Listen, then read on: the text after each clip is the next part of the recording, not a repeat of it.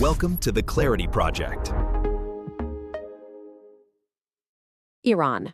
You hear that name, and you might think of ancient empires, incredible history, but right now, it's a country on fire. And to really get what's happening today, why the streets are burning, we've got to go back. We have to unpack the long, dramatic story that led to this very moment.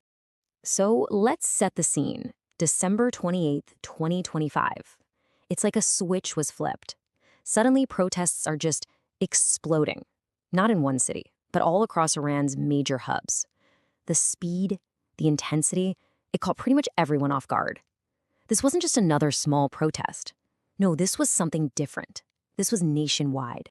You can see it here. Protests igniting in Tehran, Isfahan, Mashhad, just spreading like wildfire.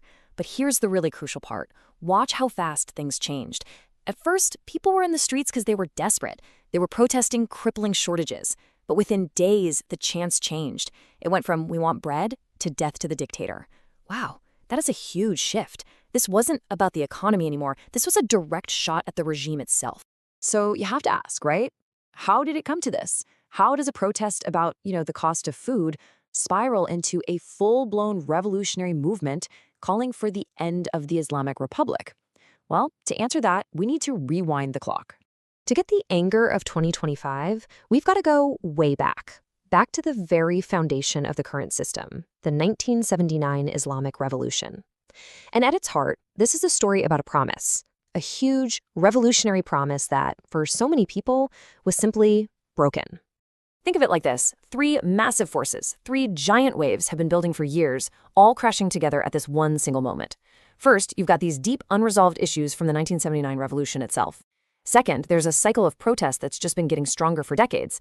And the third, a complete, catastrophic economic collapse. So let's dig into each one of these.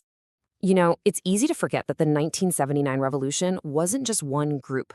It was this massive, diverse movement. You had students, Marxists, merchants from the bazaar, clerics, all standing together. And what did they want? They were united against the Shah, yeah, but they were also united for something: an end to corruption, political freedom, a truly independent Iran. They were fighting for a brand new future. But what they got wasn't a democracy.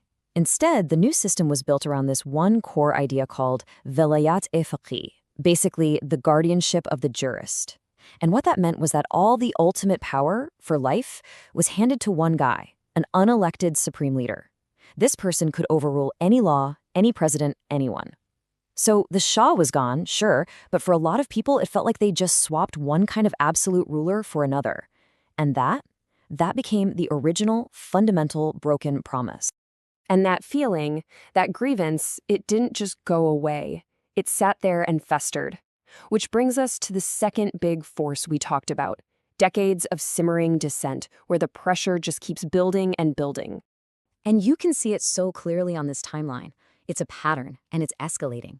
Back in '99, you had major student protests. Fast forward to 2009, and boom, the huge green movement with people shouting, "Where is my vote?" Then in 2019, things get really bloody with the fuel price riots. And of course, in 2022, the death of Mahsa Amini sparks the woman life freedom movement. See the pattern? Each wave is bigger, more frequent, and more, the target is the regime itself. Okay, so if all those decades of political anger were the fuel, just sitting there waiting for a match, well, the economic collapse was the spark. For a long, long time, there was this kind of unspoken deal, right? A social contract. The deal was the government will make sure you can afford to live, and in exchange, you don't push too hard on political freedom.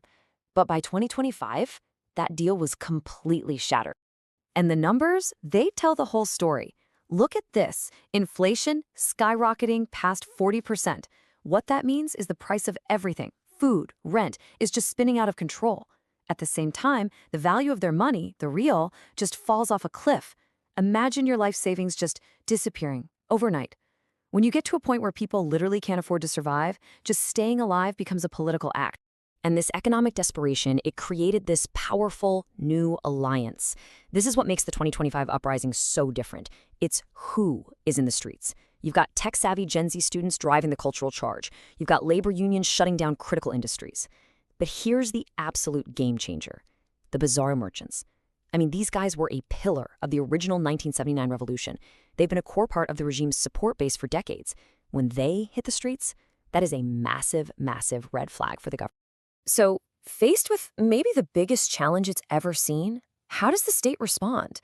Well, it hits back with a two-part plan, an iron fist on the streets and a total lockdown of the internet. First up, the iron fist. The regime's response has been absolutely brutal. They've unleashed the Revolutionary Guards and their militias. We're talking live ammunition against protesters. The goal is simple: crush this movement, no matter what it takes.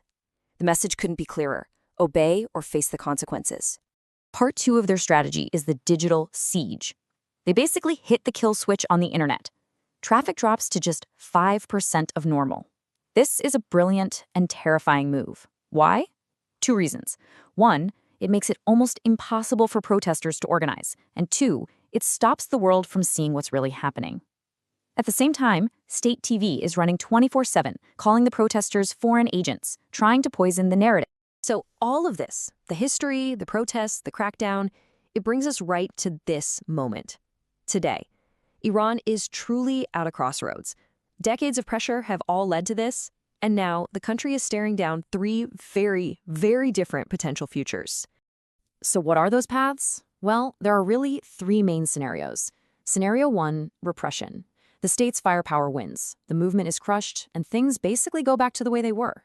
Scenario 2, reform.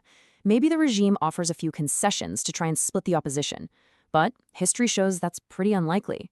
And then there's scenario 3, revolution. The big one. If the economy completely gives out, and this is key, if security forces start to defect, then the whole system could come crashing down. Right now, any one of these 3 paths is still on the table. The whole world is watching. So that's the ultimate question we're left with: repression, reform, or revolution. Which path will Iran take? The answer is going to define the country for generations to come.